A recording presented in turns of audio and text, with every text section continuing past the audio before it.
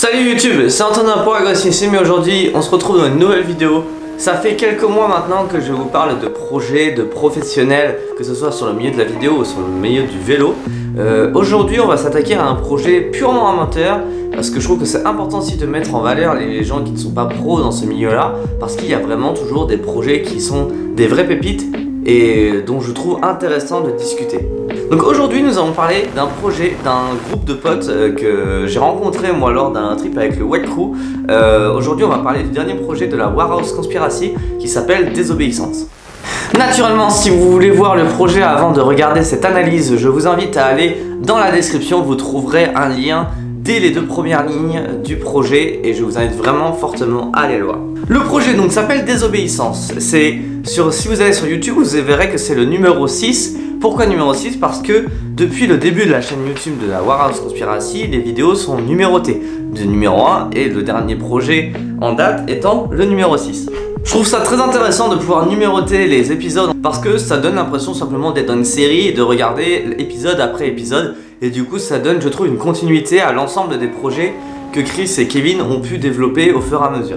Sur le numéro 0 on était à 51 secondes, sur le numéro 1 on était à 1 minute 39, sur le numéro 2 on était à 47 secondes, sur le numéro 3 on était à 1 minute tout pile et sur le numéro 5 on était à 2 minutes 19. Il n'y a que deux projets qui dépassent les 6 minutes, c'est l'épisode numéro 4 qui s'appelle Vagabond qui dure 6 minutes 42 et l'épisode d'aujourd'hui qui est le numéro 6 et qui s'appelle Désobéissance et qui dure 6 minutes 40.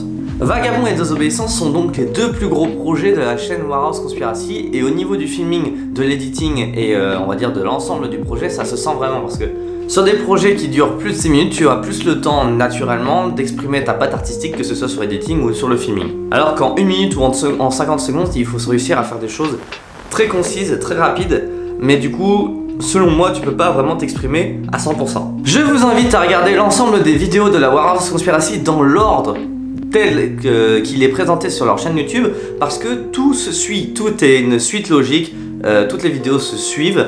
On est vraiment sur une atmosphère et on va dire un univers qui se crée de A à Z.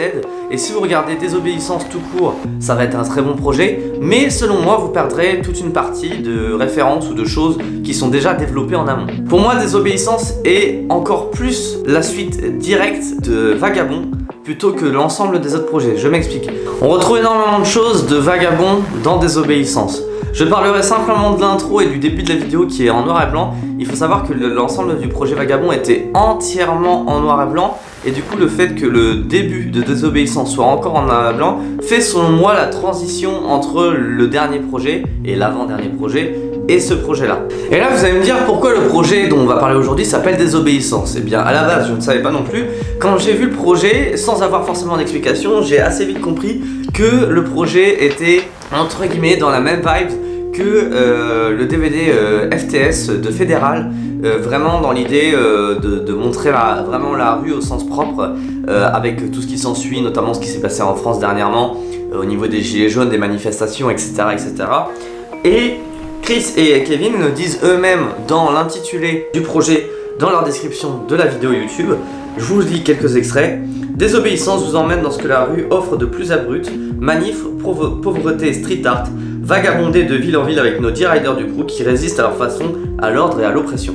Ça donne simplement sur une description le ton et l'univers qui va être développé au sein de la vidéo et c'est quelque chose qu'on retrouve énormément dans le projet, que ce soit sur les plans de coupe, que ce soit sur l'atmosphère de par le travail des couleurs, que ce soit sur le travail du noir et blanc et au niveau aussi simplement de la bande son. Sur la bande son on est sur quelque chose sur l'intro qui est assez, on va dire, expérimental comme pouvait le faire à une époque Marie-Jade. Si vous n'avez pas même vu ma vidéo sur Marie-Jade, ça s'affiche ici. Avec oui vraiment un début très expérimental qui du coup est relié à l'image noir et blanc des quelques premières minutes de la vidéo. Et après dès qu'on passe sur de la couleur, on est sur direct un rap qu'on pourrait considérer comme un rap underground de l'époque où on sent vraiment que dans les textes, dans la manière de rapper, on sent vraiment ce qu'on pourrait entre guillemets appeler la hargne de la rue. C'est ça que je trouve assez incroyable sur les derniers projets français qu'on a eu sur cette année et sur les dernières années qui sont passées, c'est que on a vraiment,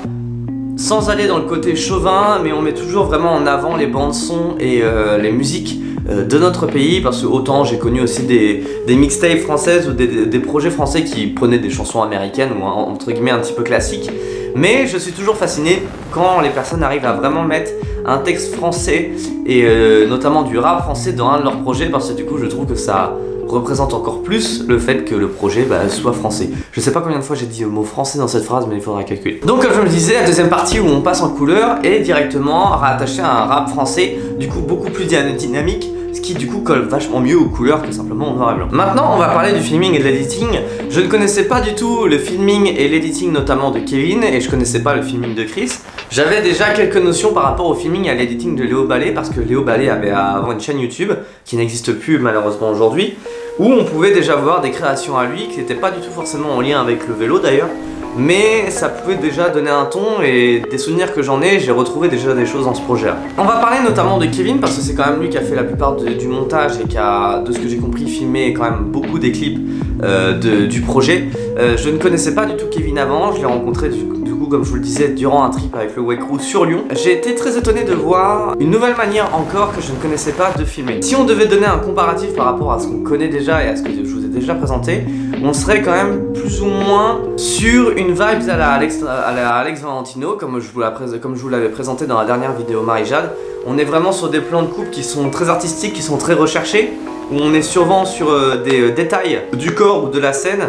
Une personne qui ramasse son vélo, une personne en plan rapproché, toujours avec des ralentis, des choses comme ça. Donc au niveau de cette vibe là, on se rapproche plus de Alex Valentino, sans pour autant copier ce qui est déjà fait. Et il donne vraiment son propre style à cette image. J'aime beaucoup dans le projet l'ensemble des premiers plans et l'ensemble des premières minutes qui se passent relativement de nuit. Ça donne, je trouve, un aspect du filming qu'on voit tellement en fait, je trouve, dans les projets que j'ai eu l'occasion de voir ces derniers mois. Donc c'est quelque chose qui m'a vraiment plu de revoir du filming de nuit, avec simplement un panneau LED, vraiment quelque chose de très simple. Quelque chose de très brut en fait, comme ils le disent dans l'intitulé, donc c'est ça que je trouve vraiment très intéressant. Sur le fisheye, on est du coup toujours sur de la contre-plongée, sur quelque chose d'assez entre guillemets basique, mais toujours avec des mouvements qui sont propres à lui. On est vraiment entre guillemets dans essayer de fluidifier l'image et on va dire de fluidifier la fin des lines et la fin des tricks le plus possible. Et c'est quelque chose qui est ultra plaisant à regarder. Faut savoir qu'en plus que c'est pas quelque chose qui est si simple que ça à faire, parce qu'il faut toujours plus ou moins anticiper la fin du mouvement du rider, ou comment il va atterrir, ou on va dire à peu près quelle zone il va atterrir, pour essayer de rester le plus proche du rider tout en gardant une vision sur le spot, par exemple si c'est un grind, pour toujours garder la fin du curve dans l'image. Il y a quelque chose que je dois absolument parler dans ce projet là, parce que c'est quelque chose que j'apprécie énormément et qu'on voit rarement, et je trouve que ça permet de casser un discours qu'on peut entendre notamment dans le BMX français. C'est que même si le projet à la base est quand même relativement censé rester dans la rue au niveau de la street, Kevin et Chris n'hésitent pas à rajouter des images de skatepark et des images de même de gars qui sont parqueux, parce qu'on rejoint l'idée de base que le BMX, il n'y a pas entre guillemets censé avoir de catégorie, mais que tout le monde doit rouler ensemble et tout le monde fait quand même plus ou moins du BMX. À la base c'est quand même ça. Donc dans le projet, vous retrouverez des gros tail whips, des double whips, des parqueux, des images dans des skateparks, et je trouve que c'est une bonne manière aussi de rappeler qu'on n'est pas censé se diviser et dire que les streeteux restent avec les streeteux, les parqueux restent avec les parqueux. Moi c'est quelque chose contre lequel je me suis toujours battu, parce que je trouvais ça toujours très débile, et malheureusement j'ai souvent croisé des gens qui pensaient que les mecs qui faisaient du BMX dans la rue devaient rester dans la rue, et les mecs qui faisaient du parc devaient rester dans les skateparks.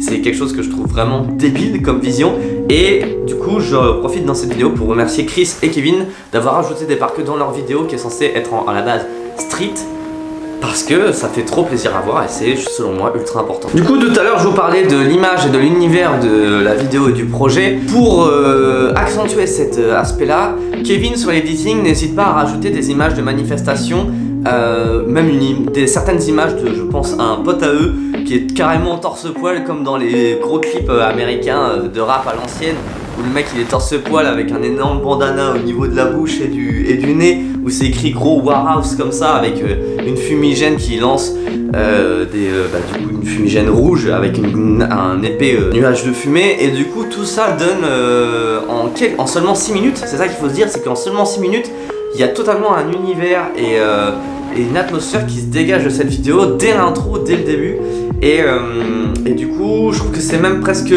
mieux amené que dans un FTS où on sent que toute la promo est faite sur l'idée de la manifestation, machin et tout. Et là, on est quand même sur principalement du BMX, mais c'est partout où on voit des petites images de manifestations et on va dire de zones entre guillemets de guerre, de choses comme ça, enfin un peu apocalyptique. Et du coup, je trouve qu'au niveau de l'editing, ça passe carrément mieux qu'un FTS. Je crois que vous avez compris que j'avais pas trop kiffé FTS du coup.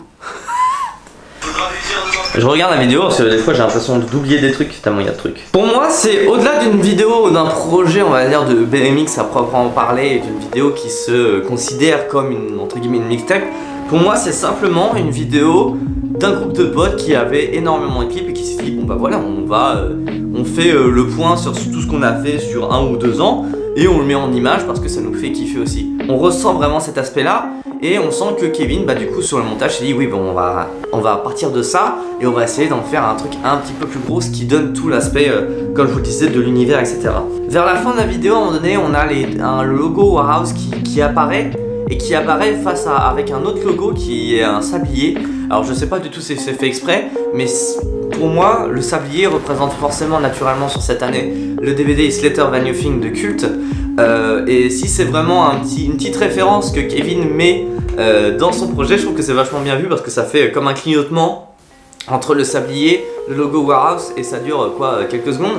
C'est assez subtil mais si c'est vraiment une petite référence, je trouvais que c'était bien joué et bien vu. Voilà, je sais pas vraiment exactement quoi dire de plus sur le projet parce qu'on est quand même sur un projet de 6 minutes 40 donc ça passe relativement vite, donc il y a souvent plein de choses à dire mais j'ai pas envie non plus de me répéter. Vraiment, je vous conseille d'aller voir la vidéo, le lien est en description, c'est un projet entièrement gratuit. Donc je vous invite vraiment à faire votre propre avis sur la chose. Si vous avez kiffé la vidéo, n'hésitez pas à mettre un pouce bleu, un commentaire, à vous abonner si c'est pas fait.